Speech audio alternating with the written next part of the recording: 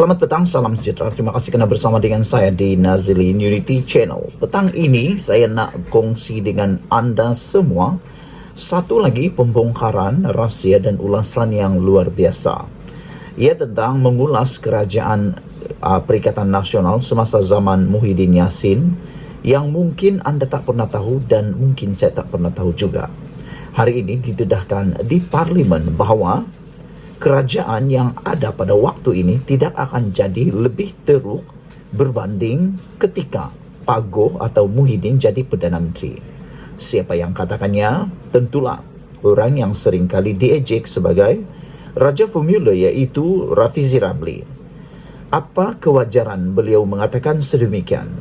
Apa rasional Rafizi berani mengatakan bahawa kita tak akan jadi lebih teruk berbanding ketika Muhyiddin jadi Perdana Menteri? Sebelum saya teruskan, sila tekan butang subscribe dan tinggalkan komen anda untuk isu pada kali ini. Adakah anda juga berpendapat bahawa kerajaan yang ada sekarang ini tidak akan lebih teruk berbanding ketika pemerintahan Muhyiddin Yassin pada waktu dahulu? Hari ini berlaku di Parlimen apabila Menteri Ekonomi Rafizi Ramli menyindir Muhyiddin Yassin dengan berkata, pencapaian kerajaan sekarang tidak akan menjadi lebih buruk daripada ketika ahli Parlimen Pak Goh itu mentadbir negara. Ketika Muhyiddin Yassin menjadi Perdana Menteri, tanda pagar yang paling popular, tweet yang paling popular, bahkan kata pagar di dalam media sosial yang paling popular ialah kerajaan gagal dan juga letak jawatan. Inilah yang seringkali menjadi siulan, bualan, bahkan di tweet paling banyak pada waktu itu. Ada yang mahu supaya Muhyiddin Yassin letak jawatan, ada juga yang mahu supaya Muhyiddin Yassin berhentikan PKP, ada juga yang menggelar Muhyiddin sebagai bapa PKP Malaysia. Namun demikian, apakah rasional yang mungkin disebut oleh Rafizi Ramli? Ianya selepas Muhyiddin mencadangkan agar kerajaan menyediakan pakej rangsangan ekonomi dan memperuntukkan RM100 bilion hingga 200 bilion di dalamnya. Ini satu jumlah yang bukan kecil, bukan kepalang. Ianya amat besar. Bayangkan saja dalam pakej rangsangan ekonomi itu berjumlah RM100 bilion hingga 200 bilion di dalamnya. Rafizi menyifatkan cadangan itu memberi beban tidak wajar kepada ekonomi masih boleh berada dan ekonomi masih boleh berada dalam keadaan baik tanpa pakej rangsangan. Jadi kalau begitu, buat apa ada pakej rangsangan itu? Rafizi juga mencadangkan atau menyifatkan cadangan berkaitan dengan pakej-pakej rangsangan itu adalah sebagai memberi beban dan tidak wajar. Selain itu, beliau juga mengatakan ekonomi masih boleh berada dalam keadaan baik tanpa rangsangan atau pakej rangsangan ekonomi itu sekalipun. Berdasarkan kepada unjuran prestasi ekonomi sekarang, insya-Allah kita tidak akan menjadi lebih teruk daripada semasa Pak Goh menjadi Perdana Menteri, kata Rafizi Ramli. Kalau contohnya Kementerian mengambil hutang sehingga RM100 bilion ke 200 bilion seperti yang disebut Pak Goh, kita mengambil hutang dan dalam suasana kadar faedah antarabangsa lebih tinggi sehingga RM40 bilion setiap tahun semata-mata untuk membayar hutang, kata Rafizi lagi. Ia mengundang ejekan daripada pihak pembangkang menyebabkan Speaker Dewan Rakyat Johari Abdul masuk campur. Selepas itu, Muhammad Sahar Abdullah BN payah besar menyuarakan kebimbangannya kepada Rafizi bahawa perbelanjaan kerajaan tidak memadai. Rafizi kemudian menegaskan bahawa belanjawan 2023 adalah belanjawan terbesar dalam sejarah negara. Maksudnya, kerajaan telah berbelanja. Tidak timbul soal kerajaan tidak berbelanja. Yang penting ialah kerajaan berbelanja secara berhema dan dapat nilai terbaik, bukannya berbelanja dengan hutang secara membabi buta atau secara buta. Saya amat setuju dengan cadangan atau ulasan Rafizi ini, yaitu belanjawan yang telah dibentangkan oleh Anwar Ibrahim baru-baru ini merupakan belanjawan terbesar dalam sejarah Malaysia. Bermaksud memang tepat dan benarlah bahawa negara telah pun berbelanja. Mahu nak belanja berapa banyak lagi?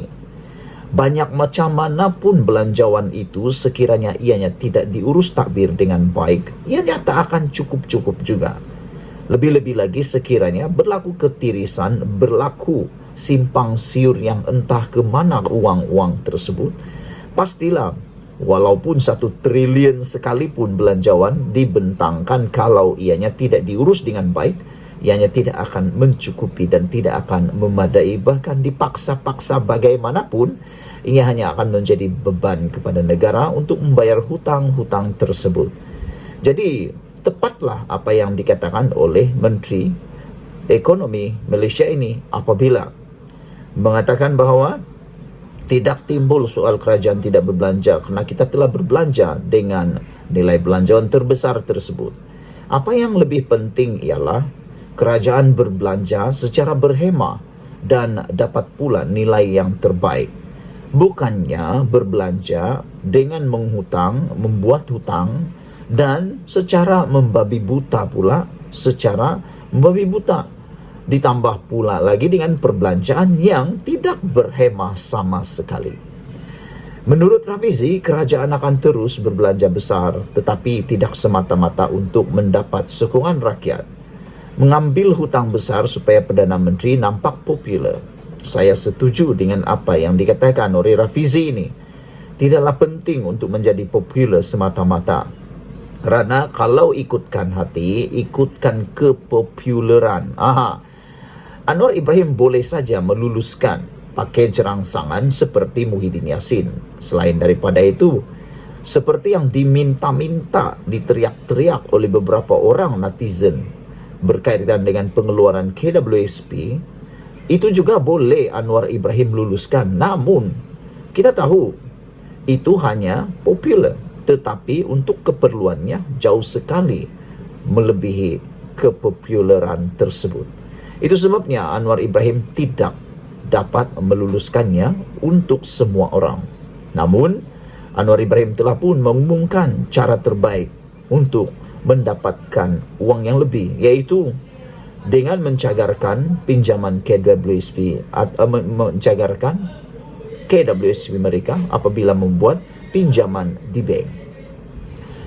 Menjadi popular untuk kekal sebagai Perdana Menteri itu adalah satu tindakan yang pada pendapat saya merugikan negara. Kerana akhirnya pepatah Melayu kata, yang benar tetap benar, yang salah tetap salah.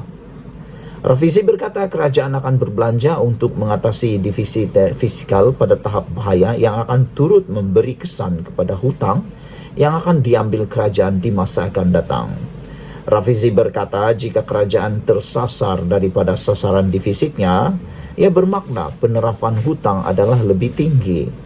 Bagaimanapun dia senada dengan Perdana Menteri Anwar Ibrahim yang sebelum ini berkata, kerajaan komited untuk menurunkan kadar defisit fiskal kepada 3.2% pada 2025. Dia kemudian menegaskan setiap kali kerajaan baru mengambil alih pentadbiran negara, pendekatan berhutang digunakan tanpa menguruskan penerapan defisit yang menyebabkan kadar faedah meningkat dengan begitu banyak. Kalau sekarang RM40 bilion, dalam tempoh 5 tahun lagi jadi 60 bilion, kata Rafizi lagi. Bagi mereka yang memahami konsep ekonomi, ianya amat mudah. Hari ini nak pinjam 40 bilion, 5 tahun akan datang kita akan bayar ianya menjadi 60 bilion. Mampukah Malaysia untuk membayar tersebut? Sekian dulu untuk kali ini. Jangan lupa share video ini, tinggalkan komen anda, tekan butang subscribe, itu percuma dan mendapatkan isu-isu terkini daripada channel ini. Inilah dia ulasan daripada Rafizi Ramli untuk menyindir Muhyiddin Yassin. Kita tak akan jadi lebih teruk berbanding ketika Paguh jadi Perdana Menteri, kata Rafizi Ramli. Sekian dulu Malaysia kita punya, kita jaga sama-sama, cintai Malaysiaku. Bye-bye.